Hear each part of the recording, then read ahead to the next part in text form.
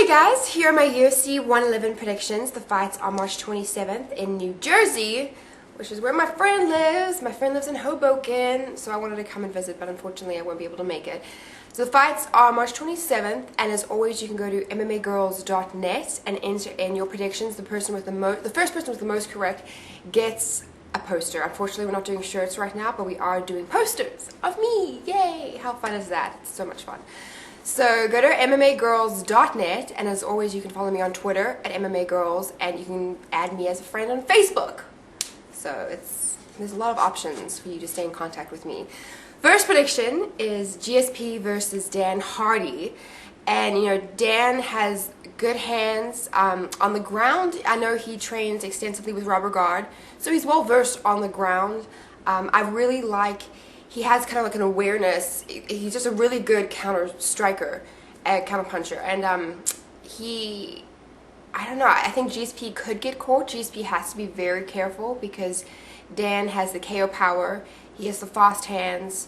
I see GSP taking Dan down because that's where GSP's strength. I'm sure GSP is good all around, but his big strength is his wrestling, and I think he'll do fine on the ground. I don't foresee Dan stopping it just because of the level of fighters that GSP has fought, like Koscheck, Fitch, BJ Penn, and he's been able to take them down.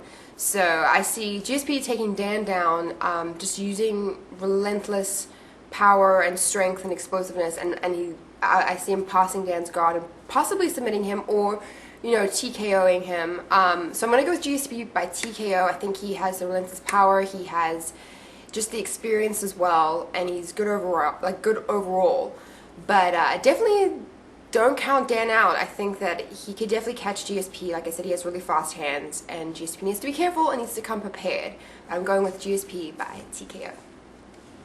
Next prediction is Frank Mir versus Shane Carwin. And Frank Mir, he's been, you know, living and breathing thoughts of wanting to beat Brock Lesnar. Like, that's all he's thinking. And good for him, because that would be awesome if he could beat Brock Lesnar. But he has to get through Shane Carwin first. And Shane's kind of like a replica of Brock. He has the wrestling. I would say Brock has the better wrestling than Shane, but Shane definitely has the wrestling. He has a good stand-up. And he's really tough to finish. He's undefeated, and it's going to be a really big test for Frank, because Frank has to get through Shane to even consider Brock. And it's a must-win for him, because if he can't get through Shane, you know, there's no way he's going to get a rematch with Brock. There's no way that he's going to be able to finish Brock. I give Frank, you know, the edge in the stand-up, and obviously the edge with jiu-jitsu, but then I give Shane the wrestling. I think he has good top control. So it would be interesting that Frank needs to keep him down, either submit him, but I don't know, but Shane is so hard to finish. So I'm going to go with Frank, but like I said, Shane's really, really hard to finish, so I don't see a submission or a TKO. I think I'm going to go with Mir by decision. Yes, Mir by decision. Next prediction is Ben Saunders versus Jake Ellenberger. And Jake's last win was by TKO. He has a lot of wins by TKO. It's kind of funny, but he's a really good wrestler. Ben had a really impressive performance against Marcus Davis. I was really surprised. I picked Marcus, and Ben did really well. He's really good in the stand-up, really good Muay Thai. And what people don't realize, I don't think most people realize, is that his guard is underrated. He's actually pretty good on the ground. I don't know if he's going to be able to, I'm trying to think if he's going to be able to submit, like finish Jake, because Jake could definitely win since he's a wrestler. He could definitely, you know, play his top game, win a decision. Ben could win a decision, or Ben could get the TKO. I mean, Ben has been really impressing me in the stand-up. So, decisions. I'm going to go with Ben. By, what should it be? I don't know. I'm going to go with Ben by decision, I think. But he could get a TKO. Next prediction is John Fitch versus Thiago Alves. And both these guys have fought before. John won the first fight. And since Thiago lost, he's been brutalizing people in the welterweight division. And both guys got a title shot. They lost to GSP. And John is considered, most people consider him the top 3 in the welterweight division, number 2 behind GSP. This is going to be a really tough fight for him. Thiago has really good takedown defense, and John, if he can survive the stand-up, not take too much damage, and take Thiago down and keep him down, I think that's his best bet.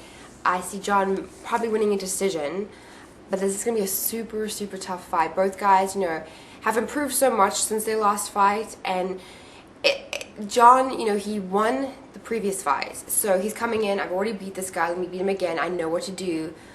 But then Thiago could come in either with the mentality like, oh, I've lost this guy before, or I need to avenge this loss.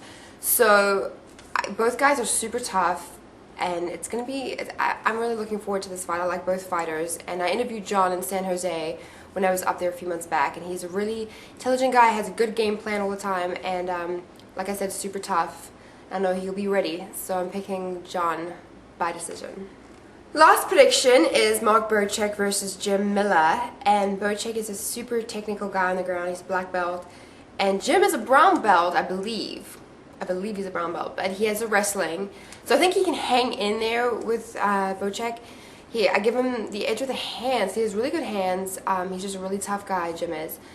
So it will be interesting. I think he could get the decision if he can stay out of Bocek's submissions.